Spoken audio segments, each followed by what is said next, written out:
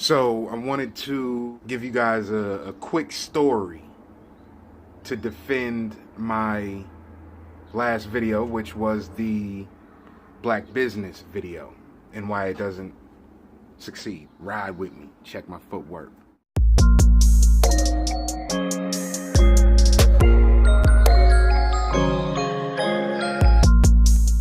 Cracking with the family. It's your boy Ant Diesel.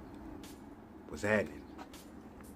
There was this black dude. He had a butcher shop. We used to get all our meats and cheeses from this guy. You know what I'm saying? Go in there, get some cold cuts, get some fresh cheese. A real cool black dude. You know what I'm saying? Older gentleman. Put his hustle on for a grip. But what he did that eventually sank his business was, for years and years and years, this guy would take people at their word. Never quite wrote the shit down, never kept records of, who it is and what favors he's doing for people. So my grandma, what she would do is she would send us down to the butcher shop and say, hey, she needs a pound of cheese, or, she needs 3 pounds of a spiced cut ham. All right, bet. He'd sit there, chop it up, get it right. This dude was nice with his hands, nice. Get it all prepared and would just hand it to you. But what my grandma would do, because she was a good person, was she would send it on a piece of paper, and then she would also write on her own piece of paper saying, I need such and such. I'd hand him the paper, he'd hand me the product. I'd walk the hell home. No money transaction at all. Every single month, she would take all her papers and she would mosey down to the corner store, and once she got her paycheck, and she would pay him. Got my receipts at the crib, here you go. And he was cool. They had a good enough relationship like that. So since he would just take people at their word, and there's not a lot of upstanding people in that neighborhood, it ended up biting him in the ass, because he's losing more money than he's making.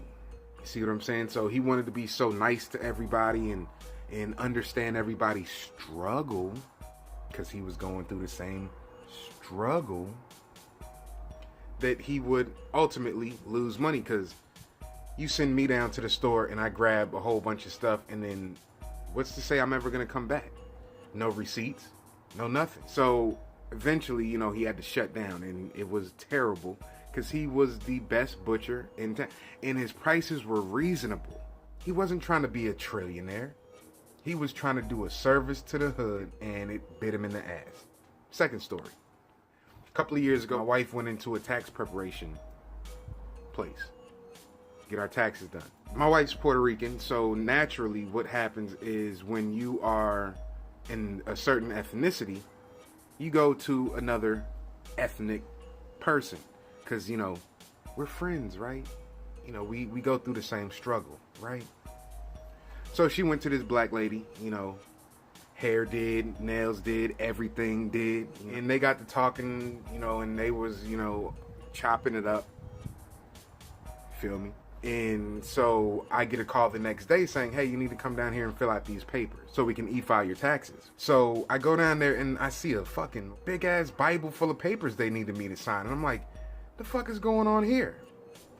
So I asked him, like, yo, I normally only fill out 5-6 different pieces of paper, and then it's e-filed and everything's good. What the hell went on here? Oh yeah, we did it this way, and you're supposed to be getting $700 back. I was like, okay. Since I was skeptical about the situation, I took my ass over to H&R Block to get their double check, their free double check, service they had. Come to find out, I'm supposed to be getting back $1,700, not $700. So after I went back to the place and told them, hey, that lady over there, she fucked my taxes up. I'm not paying $450 for y'all's bullshit. I'm going over here. They respected it. I went over to H&R Block. They did it for $450. And then I got my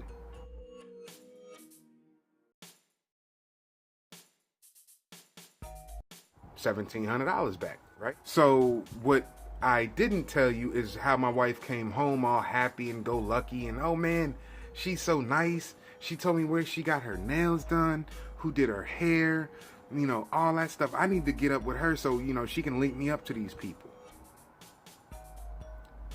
When the fuck the taxes come into play? That's what you were there for. Again, that black lady was comfortable with my wife. My wife was comfortable with her because we go through the same struggle, right? So she ended up almost fucking us out of $1,000 damn. So guess what I didn't do? Never went back to that lady ever again.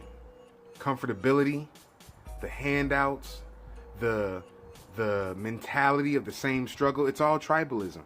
And tribalism has no place in the business world. Check out my last video because I pinned a comment of one of my subscribers. I pinned a comment up where he gave a specific instance. He's a business owner. And he gave a specific instance about how he went through the same thing with family members, with friends. And it is what it is. Friendship has no place in the business world. Just a couple of little true stories to let you know that when I'm black and you're a black business owner, we're not friends. We are business partners at that point.